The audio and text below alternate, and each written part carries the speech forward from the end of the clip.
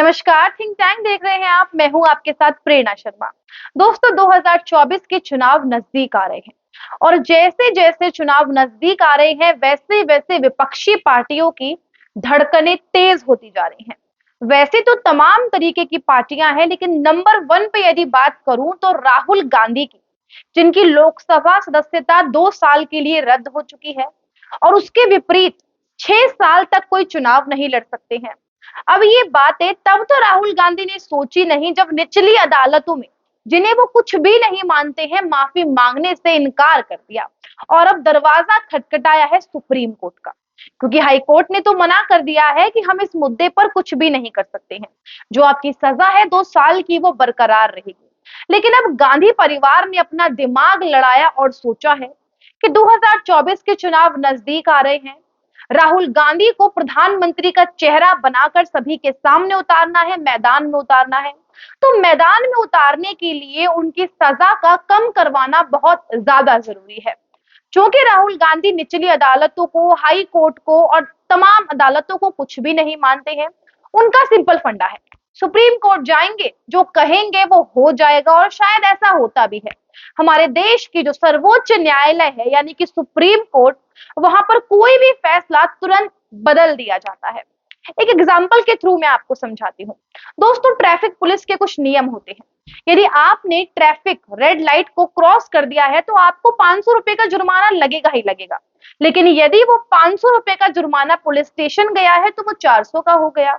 निचली अदालत गया है वो 250 का हो गया। हाई कोर्ट गए तो 100 का हो गया, सुप्रीम कोर्ट गए तो 50 का हो गया, जो कि नहीं होना चाहिए। जो 500 रुपए का जुर्माना है वो 500 का ही होना चाहिए। और यहाँ पर हमारे देश के कई बुद्धिजीवी लोग हैं जो इस चीज को डॉक्टर भीमराव अंबेडकर के संविधान से जोड़ते हैं। अंबेडकर साहब आज हमारे बीच में नहीं है। वो संविधान किन परिस्थितियों में लिखा गया, किन सिचुएशंस में लिखा गया, वो डिपेंड करता है। लेकिन आज की परिस्थिति क्या है, आज की सिचुएशन क्या है, वो एक अलग मुद्दा है। लेकिन हमारे देश के कई राजनेता, कई नेता, कई विपक्षी दल आज भी वही 60-65 साल पुराना झुंझुना लेकर घूमते रहते हैं और उनपे केवल एक ही बात है, भीमराव अंबेडकर का, डॉक्टर साहब का संविधान है, उसकी आप अवहेलना कर रहे हैं। लेकिन सच में होना ऐसा चाहिए कि यदि एक बार फैसला हो चुका है तो व्यक्ति के पास कोई दूसरा ऑप्शन ना रहे। अरे ये तो ऐसा देश है जहां पर एक रेप करने का आरोपी भी सर्वोच्च न्यायालय में अपने आप को बेगुनाह साबित करने चला जाता है। निर्भया केस, दिल्ली का क्रूर रेप कांड हम सभी ने देखा, लेकिन कितने साल तक उस रेप के आरोपी अपने आप को बेगुनाह करने के लिए तुले रहे। कोर्ट से उन्हें डेट पे डेट मिलती गई, तारीख पे तारीख मिलती गई, लेकिन वो तो भला हो उस वकील का जिसने निर्भया को इंसाफ दिलाया। लेकिन हमारे देश की सर्वोच्च न्यायालय में कुछ ऐसे वकील साहब बैठे हैं, कुछ ऐसे सर्वोच्च न्यायाधीश बैठे हैं जिन्हें केवल अपनी यारी दोस्ती निभानी है।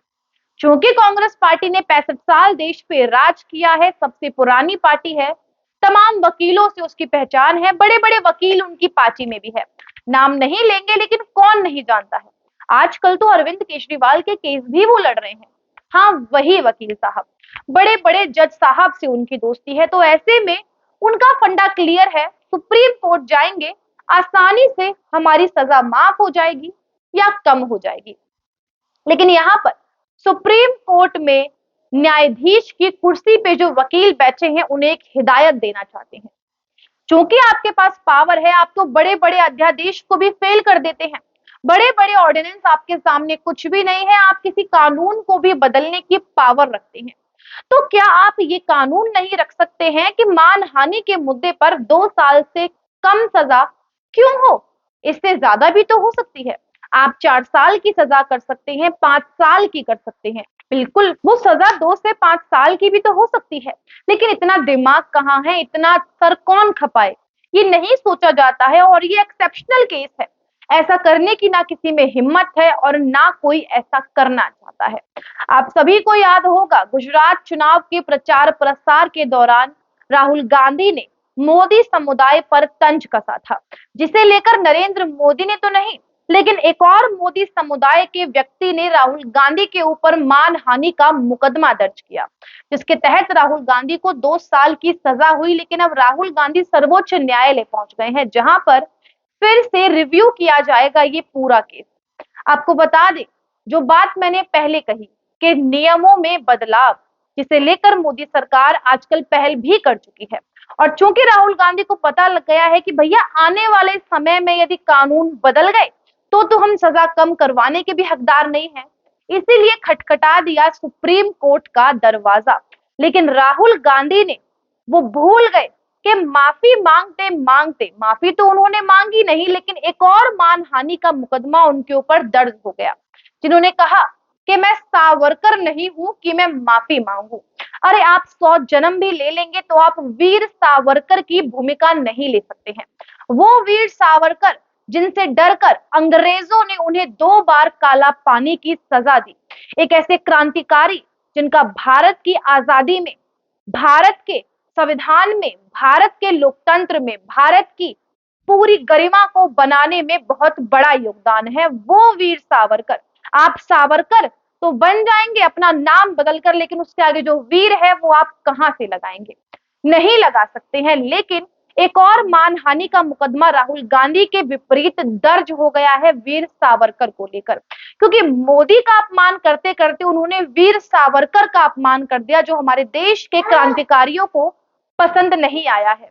क्योंकि हमारे देश में एक बहुत बड़ा समुदाय ऐसा है जो हमारे देश के फ्रीडम फाइटर्स, जिन्होंने हमें आजादी दिलाई है, जिन्होंने अपना खून पसीना बहाया है, वीर भगत सिंह, वीर सावरकर और न जाने कितने ऐसे क्रांतिकारी हैं, कितने ऐसे स्वतंत्रता सेनानी हैं, जिन्होंने अपनी जान का बलिदान दिया है हमें आजादी दिलाने में।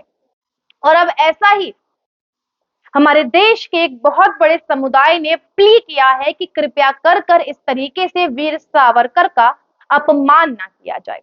अब देखना होगा सुप्रीम कोर्ट से क्या फैसला आता है, क्या नहीं फैसला आता है।